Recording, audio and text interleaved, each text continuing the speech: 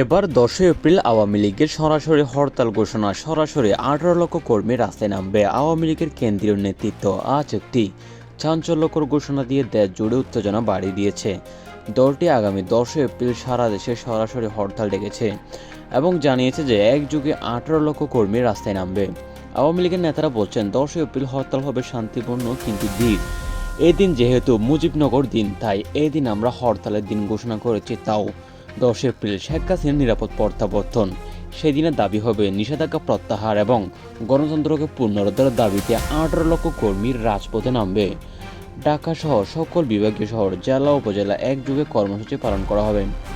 সূত্র জানিয়েছে ইতিমধ্যে বিভিন্ন জেলা থেকে কর্মীরা ঢাকার দিকে রওনা দিতে শুরু করেছে। বাস, ট্রাক, মাইক্রোবাস ও পায়ে হেঁটে হাজার হাজার মানুষ রাজধানীর প্রবেশপথে আছেন।